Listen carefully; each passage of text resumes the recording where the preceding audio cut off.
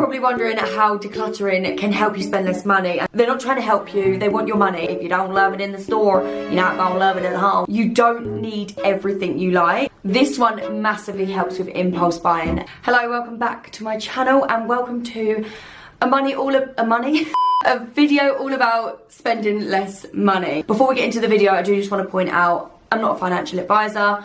I don't work in finance. I am just a normal gal who happens just to be good at money management. Even as a 10-year-old, I didn't just get my birthday money and go spend it. I reluctantly spent it and really thought about every purchase. Throughout the years of being like that just naturally, I've built little habits. I think I have a lot of good tips and tricks to not spend as much money. My first little tip I actually mentioned on Instagram ages ago, and I didn't even realise it was like that much of a good tip. Then I got a DM and this is what the DM said.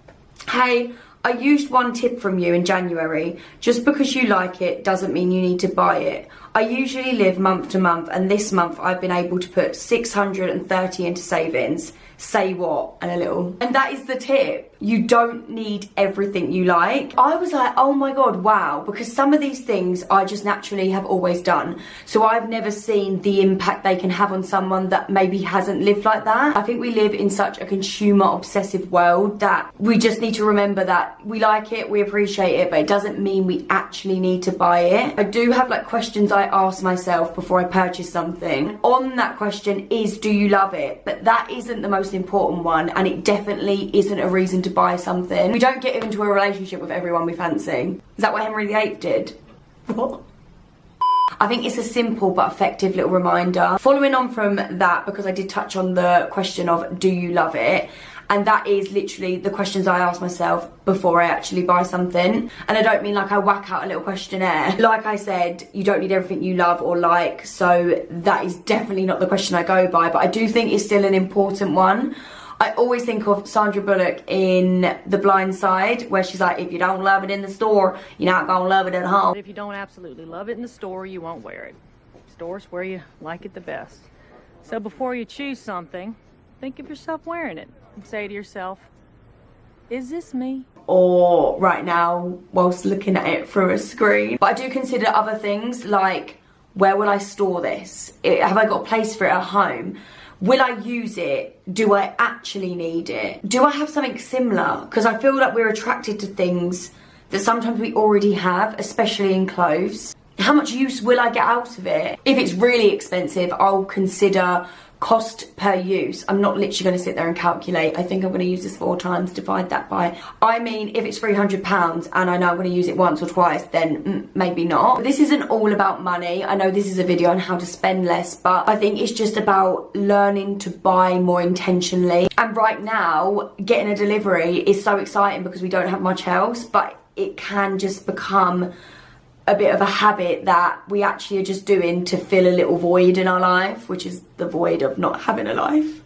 I'm not used to being locked up, I can't take it. And with clothes, one of my little questions is, can I wear this in multiple ways? I love a multi-use top.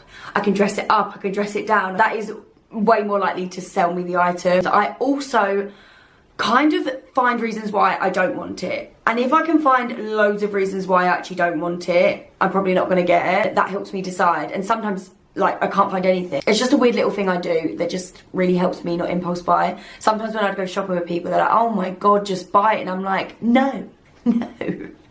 Because I've found 6 reasons why I shouldn't buy this. And it seems like some long process, but it really isn't. It's just 1 minute of staring at something and going through these things really briefly in my head. This one massively helps with impulse buying, and that is wish lists. Now, you can do these on your phone, you can do these in a notebook. It's just literally a list of things you want or need. And this helps you really consider why did I turn into a robot? This helps you really consider whether you actually really need it or really want it. And sometimes you'll find you'll write something down, you never think about it again. And then I'm like, well, I haven't even wanted that since I wrote it down. So I obviously don't really want it. It also helps if you're buying like a bigger purchase. So for example, I really want a new oven. I've been thinking about this new oven for probably about 2 years. A bit extreme. But it's made me realise I do really want a new oven.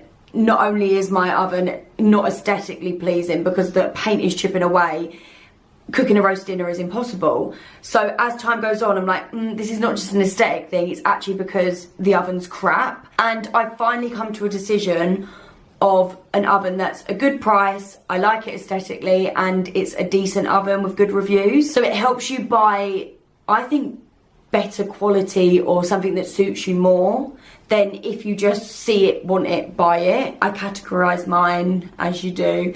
So I've got like home, electricals, clothes.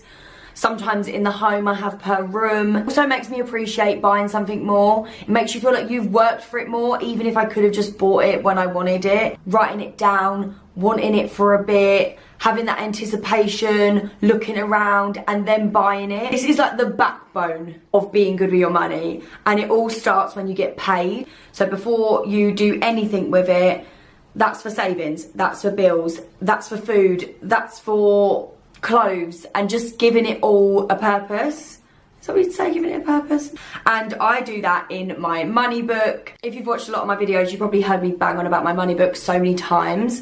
I'll leave the series up here of my whole money book series where I go into detail of what I put in it and what I do. I might do an updated one. Let me know if you'd want that. You don't need to do it in a notebook. You can do it on a spreadsheet. You can do it on your phone. Just literally budgeting up your money and what you're going to do with it for that month. That way you spend less because you can see it all and you're like, hang on a minute, I could put this to that, or I could save more if I did that, or I can put more towards wedding fund. I don't know. You just look at money differently when you're seeing it all laid out. Whereas when you're just, you know, just spending, tapping, ball, online, bish, bash, bosh, you're not seeing it as money. It's just going out, you know what I mean? This is something my money book made me realise, and that is buying cheap doesn't always mean you're not spending a lot of money, because those cheap things add up. All it reminds me of is when you go to Primark and you pick up all these cheap things, you get to the till and they're like, that's £150 please. Snowballing from that is the whole saving money when you're buying something. This is something I think everyone should remember when they're buying something on sale. If something costs $350 and it is on sale for $200 and you decide to buy it, you did not save $150, you spent $200. They're not trying to help you, they want your money. Always remember that. You're never saving nothing. Just because it's cheap, just because it's discounted, just because it's buy one, get two, buy one, get one for free. Whatever they do doesn't mean you should buy it. Like, oh, but I should buy it because it's on offer. Oh, you know, I might never get this opportunity again. Yeah, you will. Sale ends Friday. Yeah, this sale ends Friday, but there'll be another one. You are a thief of joy. And this is where it's kind of not just about the money. Yes, thinking like this will help you spend less, but it will also help you not accumulate so much clutter. So I made this photo on Instagram. So you buy everything you like, and then, oh, it ends up being decluttered the next time you declutter, and then you buy everything you like. You're just on a never-ending cycle. So you're probably wondering how decluttering can help you spend less money, and here is how. You know when you get to that stage in decluttering where you're like, why did I start this?